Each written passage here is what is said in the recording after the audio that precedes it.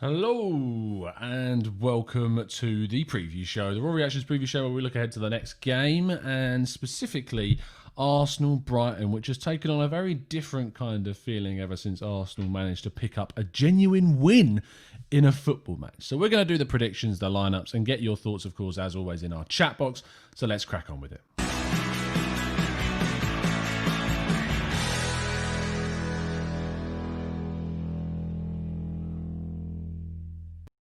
Good morning, people. Oh, these early morning shows. You know, they're punishments for me being lazy and not doing the show in the evening and then starting my shift at 9 and getting on the old writing. Now, very quick thing. If you didn't see the exclusive on Saliba yesterday, I have been talking about it in the shows. It is up on 101 Great Goals. It's up on the Twitter at The Gonna Talk TV if you want to read it. There's some information in there that gives you a little bit more about what's been going on with that situation. I may do a specific show relating to Saliba in the near future, talking about a lot of that information, maybe in a bit more detail if I'm allowed.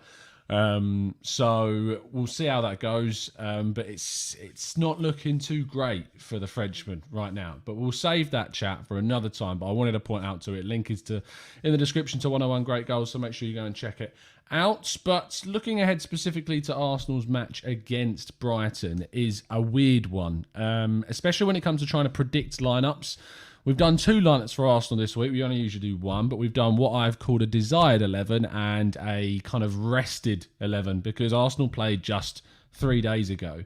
Brighton played just 2 days ago. And it's very difficult to kind of predict what the lineups could be. I know a lot of you will be sitting there and going, I'm hoping and praying that Mikel Arteta picks the exact same team. But in the real world, 3 days after playing that team, it's tricky, especially considering how much football has already been played by the likes of Lacazette, by the likes of Saka. So it's going to be difficult, I think, to try and predict what lineup. And that's why I'm saying is that if for some reason Martinelli doesn't start, if for some reason Emile Smith-Rowe maybe, less so. I think there's reasons that you could say that he deserves to start or he should start with the little amount of football he has played. But for whatever reason, if some of these guys do not start, I wouldn't look at this game as the sword to fall on for yourself in terms of criticism because it is in such quick succession to the last one.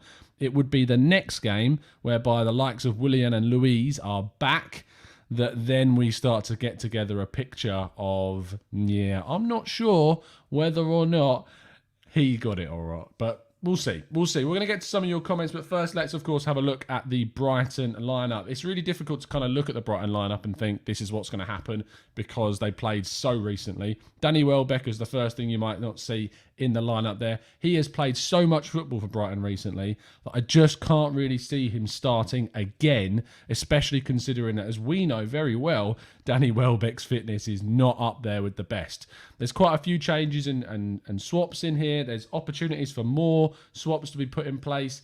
So let's talk through it. So Sanchez is obviously an interesting choice in goal. He has recently replaced Matt Ryan. Matt Ryan, for some reason, has been kind of ousted from the squad. Graham Potter's kind of put it down to just that Sanchez deserved it more, but we all know that things in football go a little bit further than actually what we see on the surface. And I think the thing with Matt Ryan is there's clearly something that's gone on there. Otherwise, he'd be at least in the lineup. But no, Steele is still on the bench as their number 2, and Sanchez is coming as their number 1 keeper. And he's a good keeper, so we shouldn't look at that as a good thing for Arsenal. He is still a very good keeper.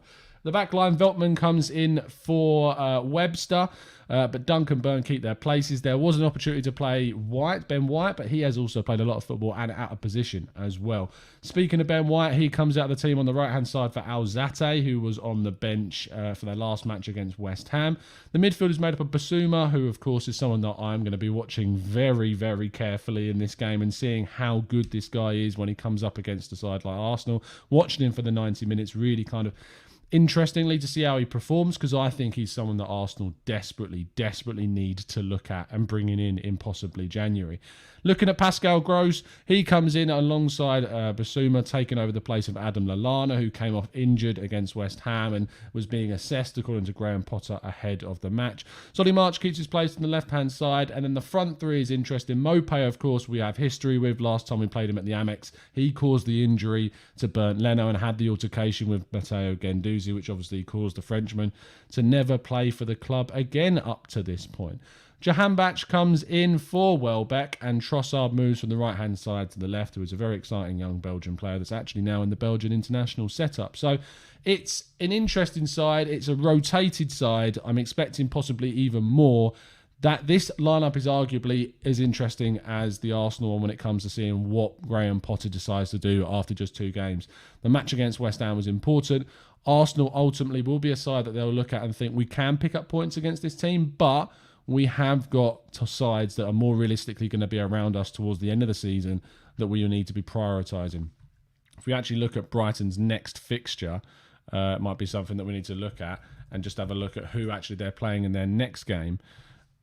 Because if they're playing someone that's in and around them, it might even... they're playing Wolves next, okay? So they're playing Wolves, and then they've got their FA Cup match against Newport County. And the match against Wolves is on Saturday, which, of course, is in another 5 days. So it's very thick and fast that these are coming towards us. Connolly, of course, is someone who's been quite dangerous for them. His fitness is being assessed also. We're not sure if he's going to be fit enough for the match. But that's enough about Brighton. Let's go into the first of the 2 Arsenal lineups, which we've gone for.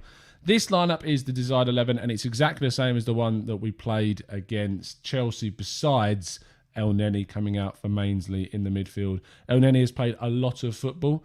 I had the option of putting Danny Ceballos in, but for me, Mainsley gives us the more legs. Mainsley gives us a lot more legs than what Ceballos does, and I think Ceballos has actually been quite poor over recent... very poor over recent weeks. And other than that, it's exactly the same. Martinelli, Emile Smith-Rowe, Saka are young 3 Musketeers being absolute legends against Chelsea. Lacazette put in an absolutely fantastic, energetic, committed performance, was clearly inspired by that of Martinelli, and he should keep his place. The big key thing, Aubameyang doesn't again get into the side.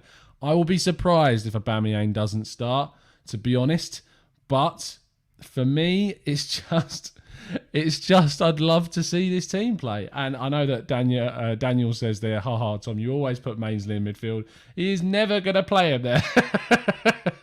But we could dream, Dan. We could dream. Let's see what some of you guys are saying about the Arsenal lineup. Tane says, up the Arsenal. Happy holidays from Seattle. Hope you Gooners are staying safe this winter. Thank you so much, Tane. I hope you're doing well and had a good Christmas, fella. Iron Cub says, finished my meeting just in time, it seems. That was an early meeting, Iron. That was a very early meeting. Cameron Condon says, I can understand why Arteta might rest Martinelli, but Smith-Rowe and Saka surely need to start. Well, Saka has also played a lot of football, if you remember. So he, in line with Martinelli, could also be due for a rest. Martino says, I'm not against Albert starting this match. And Owen says, much like the Chelsea game, my optimism will be based on the lineup. Need the 3 of Gabby, ESR and Saka. The rest, I'd be fine with some rotation. In terms of resting, as a prediction to see how Arsenal could rest some players. Bellerin I don't expect to be rested because he, of course, was suspended and missed the Everton game through being a substitute. Leno, you don't expect to be rested at all. Holding's played a lot of football, and we know that he does like to sometimes rotate him with Mustafi, so there's the option for Mustafi to come in for Holding, who has played a lot of football recently. Tierney is just too important not to play, and the other option to him is either Mainsley, who doesn't really work in the back 4 on the left-hand side, or Kolasinac, who, if we're being very honest, has probably got a finite number of minutes at the club right now. Again, Mainsley in midfield to replace El Neni because he hasn't played too much football. Xhaka, of course, has come back after 3-match suspension, so you would not think he is going to be rested after his performance against Chelsea. Pepe coming in on the right-hand side for Saka. Alba coming in for Martinelli, who, let's be honest, there is quite an impetus to be careful about Martinelli right now. And I also asked the question yesterday, is that if Martinelli is a player that is really good against the likes of Chelsea and Man City, where we've seen those 2 really good performances, is Martinelli the type of player that can break down low blocks? Is he the type of player that's going to be able to do what he does best against a side like Brighton? I'd really love to get your thoughts in the chat box about what you think about that. Is Martinelli the type of player that you need in this lineup for trying to break down the opposition? What can Martinelli bring to the team that is going to hurt Brighton quite like he was able to hurt Chelsea? Lacazette still, I think, keeps his place up top, even with resting. I was tempted to say Nketiah comes in, but he's just offered for me absolutely nothing. Absolutely nothing in Nketiah. I was having a good chat with Drew last night about Brandt. We followed that up with a chat off air about kind of the squad in general and the players that we kind of expect to see go. And Nketiah has got to be high and really near the top of the list of seeing if we can get any money for him, because with just a year left on his deal after the conclusion of this season, he is someone that is worth a bit of money that we could move on. Let's get your thoughts on those lineups then. So Tulip says, I like the desired 11. I too want Mainsley to start in the centre of the park. Matt Gray says, I think Arteta will rest Martinelli and Saka. Hope that he doesn't though. Iron Cub says, I personally think he'll play Laka as a 10 and take out Emile Smith-Rowe and then use Emile Smith-Rowe in the West Brom game. Daniel says, why is Saka given more freedom than Pepe when he's played on the right? I don't know if... I'm starting to think that Pepe is just naturally starting to drift further wide than maybe he's being instructed to. I might be wrong, but he plays so far wide that I just can't see past it being his own making. Varun says, please no Mustafi, let's see Saliba. Well, if you know anything about Saliba right now, he ain't starting. He ain't starting. If you want to find out more about that, then read my piece on 101 Great Goals to get some exclusive insight on the reasons why he hasn't been starting games. Patrick says, could he change formation this game and play more of a counter-attack style, possibly go to that 3-4-3 that we've seen? Maybe, but when you're playing against Brighton and you're on a high after the win against Chelsea, I'd hope that we'd go with a little bit more impetus than trying to play on the counter-attack. Owen says, Willian and Louise are conveniently sick at the same time again. They apparently are to return to training on Thursday in terms of joining up with the main squad. They have been training on their own. Whether or not that has any impact on the January window coming up, but the Willian situation is a very intriguing one. Iron Cub says, Martinelli needed with how much Lamptey goes forward. The thing is, Lamptey I don't think is going to be fit for this game. They're kind of stuck with that right-back situation. They could play with Alzate. They could play with Ben White again, but they're a little bit stuck with no Lamptey. He has got fitness issues, so we're not sure if he is going to be fit. Arjit says, Mustafi, no. Why not Chambers? I don't know how fit Chambers is, to be honest, Arjit. If Chambers is fit, then 100%, but I'm not sure about the level of fitness of the young English defender. Jürgen Bergkamp says, can Willian play against Brighton? Please say no. He can't. You'll be glad to know he joins training on Thursday in full, so that's a positive. W says Martinelli is needed in every lineup. Patrick Carlson says Brighton will not sit low, they will play with a lot of possession. And Dubo20 says, I'm more nervous about this game than the Chelsea game, as this is a 3-point game, but with Chelsea I was only hoping to get a point. And that's a good point, is the fact that this game is one that we kind of expect Arsenal to win usually. It's been a bit of a tricky run of form for us, and if we can continue this fine form, I say fine form, we've won one game, but if you can suddenly start putting these wins together, the confidence builds very, very rapidly, and suddenly you're on a bit of a high. I talked about this in a tweet yesterday where I said that Everton had won one game in their last 7. They went on a winning run of 4 matches, and now they're second in the league after being much further down the table than that. And if you look at Spurs, of course, were on a very good run. We're pushing Liverpool. We're only 3 points off them. They could have gone above them, I believe, or maybe level with them if they'd have managed to beat them at Anfield. And now they're sitting much further down the table. I think they're something like 5th, but they were in 8th before they played their match against Wolves, of which they, of course, drew. And I think also that's something that's come out, is that there's been obviously a lot of hype around Mourinho. A lot of the early performances for Spurs this season have had people going, well, we should have got Mourinho. But I think what you're seeing now is that Mourinho's style only works for so long, and it only works against certain teams, and eventually players become a little bit disillusioned with it. And that is maybe what we're starting to see right now, which I'm enjoying every single second of it, but I think that's ultimately what we might be seeing now with that Mourinho side. The Doozy Derby lineup could be anything at this point, says Yannick. Akene says, I will not Mainsley, that charge with El Neni is everything for me. Mainsley behaves too casual, as always. W says, are you doing a watch along for this one? I'm not sure at the moment. Still kind of waiting to find out about that. It's things are being discussed at the moment, W, so I'm sure I'll let you know. But whatever happens, there will be a live Raw reaction show on here straight after the game. So make sure you tune into TGT and set your notification bell for straight after the game, so when it finishes, you know where to hop over to get your thoughts and comments read out. So that's going to finish off our discussion about Brighton, except for our predictions. So let's see your score predictions now in the chat box. What are you thinking like this is going to go down? How do you think this is going to play out? What scoreline are you ultimately going to be picking? I'm going for...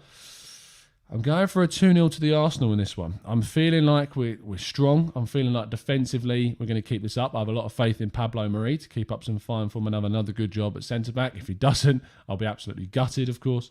But I'm feeling more confident than I was well ahead of this game a week ago. If you'd have said I'll be going into the game thinking we're going to win 2-0, I'd have said you're absolutely mad. But after a performance like we had against Chelsea, and with some of the players that are now coming into the fold, like Martinelli and Emile Smith-Rowe, and how the form of Lacazette and Saka is picking up, how the form of Xhaka has seemingly picked up after his red card, and Marie coming in to replace Gabriel very efficiently, I am looking forward to this game. I'm looking forward to us playing, which is something I haven't said for a long, long time. I'm going to go for a 2-0 win to the Arsenal. Let's see what you guys are saying in the chat box. Ewan Bergkamp says, will Saliba be in the squad after January? The likelihood is he goes out on loan. That's what the club are looking at right now. Iron Cub says 4-2 to the Arsenal. Dubo20 says 2-1. I'm hoping that's to the Arsenal. Temiola says 7-0 win. Patrick Carlson says 2-1 Arsenal. Owen says a narrow 2-1 win. Matt says 3-1 again. Yonic Max says 3-2 to the Ars. Arjit says 1-1. Arjit also backs that up by saying Brighton is our bogey team, which is completely fair enough. We don't have a good record at the Amex Stadium. Tulip says 3-1 to the Arsenal. Come on, you Gunners. Gio says 2-1. Dubia says another 3-1 for me. It's positive, which is great. I'm loving the fact we got so much positivity in the chat this morning. Peter says 2-0 to the Arsenal. Thibaut Pesk says 2-2. Mr. Tesh says 5-2 to the Arsenal. Would love to see the same team play from the Chelsea game, which is great. Again, I think with rotation and how quick these kind of games have come off the back of each other, it's going to be a tricky one to kind of think that we're going to play the exact same team. I think we will see changes, and I don't think we should be annoyed at that, to be honest. Jun Bergkamp says 2-1 or 1-1. Gunazy09, thank you for tuning in on Twitch, mate. Says greetings and happy holidays. I'm going to go with a 3-2 to the Arsenal. Let's wrap up today's show there. Of course, as I said already, we'll be live on TGT straight after the game. In regards to a watch along, I'm not sure what the situation with that is yet, so make sure you stay tuned to Hughes's channel. I may be there, I may not be. We'll just have to wait and see. But it's been a pleasure to speak to you guys as it always is. Drop a like on the video if you enjoyed the video. Check out our breakdown on Julian Brandt from yesterday, where I sat down with Drew for half an hour or so and just talked about the German and the ins and outs of the player, looked at some of the statistics and what he could bring to the Arsenal if we were to sign him. I will see you again very, very soon. And as always, up the Arsenal.